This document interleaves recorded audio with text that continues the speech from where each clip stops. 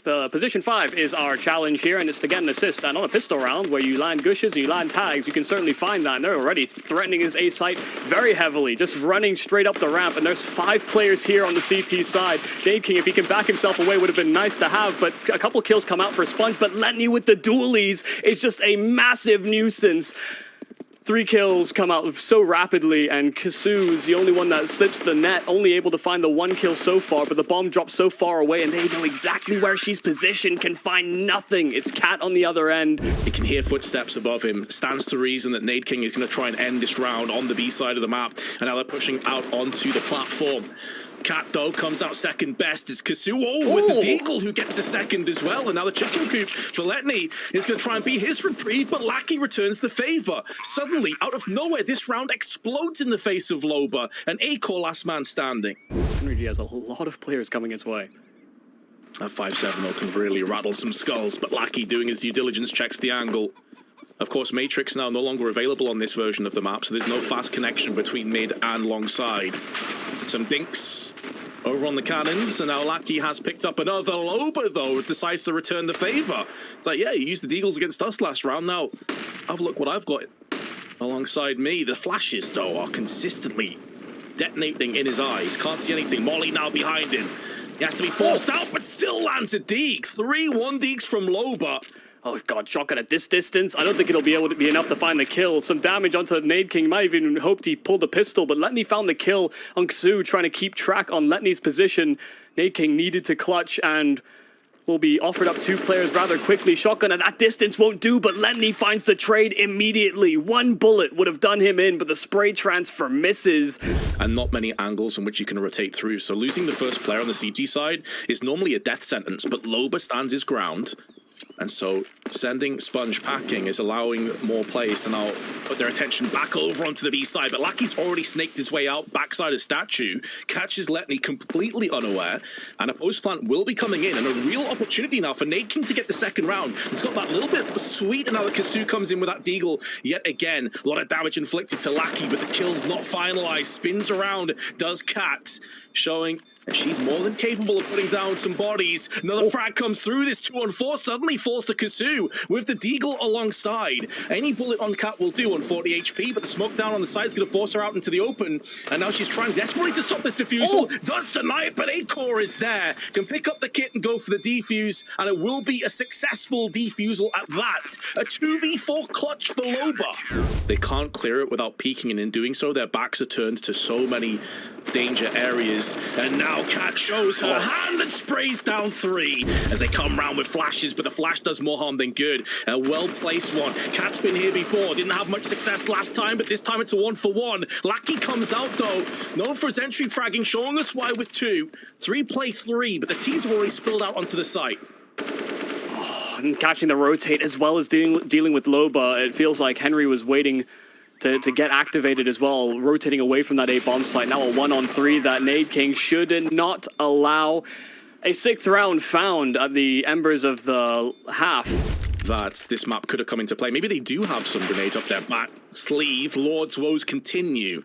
A number of good performances and now they look for some information. Acor finds the double dink on NadeKing, and that's not ideal. Remember, I think the go plant the bomb on A challenge is still active, so we may even have a little bit of success here for Team Loba, on top of the fact they might just win this round. A 2-on-5 here for Sponge and KSU to try and piece together. Loba will get caught jumping up via the drop room, but not really too much he can do from this position unless he's somehow able to get away with a couple of kills. First kill there, and Sponge will knife him. That's not the challenge, but that will be a lot of pride and a lot of money injected into Sponge's back pocket.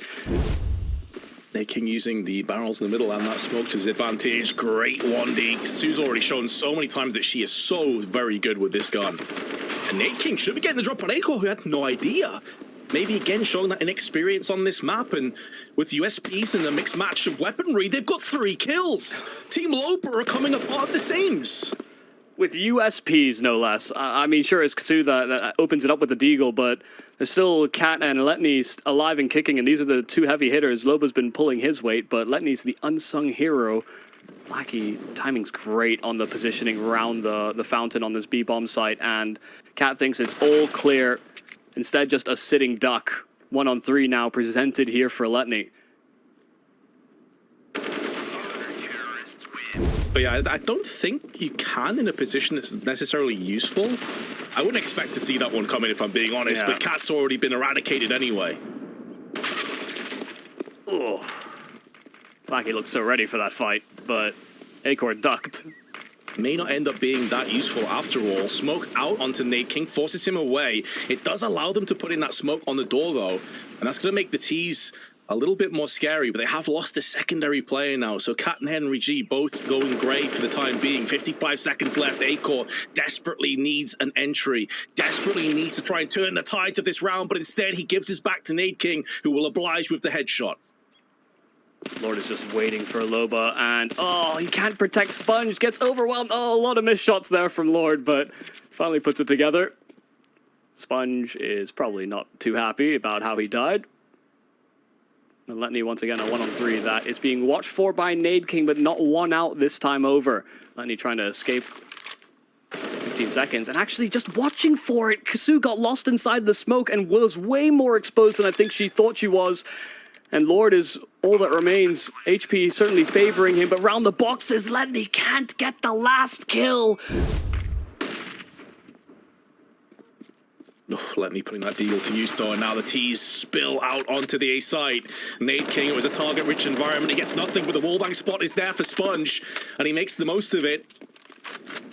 Onto his friend, his colleague, spills the blood onto the site. It's a momentary denial though, as Team Loba go back in and plant it all the same. However, the angles are going to be very little that Sponge has to try and clear off. Jumps, panics, but gets away with it. Lackey comes to his help. God. Awkward duels and still a lot of time on this bomb. They have a kit as well, courtesy Lord and the previous clutch that he won, but all about how much time they buy to allow him to do so. Acor spray is perfect, and Lackey, while he gets the reciprocating frag, doesn't have the kit, has to try and stick it with what he has, and I think he just narrowly has enough time for another squeaky win for Team NadeKing. Like 6 or 7 years. Yeah. Time flies. Oh, that position. It's a really good angle for a one and done, but you typically want 2 players there so that you can bait and switch. You saw the issue for KheZu. She gets caught, she gets fragged, and now long control's been completely vacated. Sponge picking up the AWP and is putting it to use, but Henry G and Letney come together. Tag team 1 in for 2. And now Lord, posted at the back of the site, has multiple angles he can try and frag down, and NadeKing's gone unchecked. They have no idea where he is.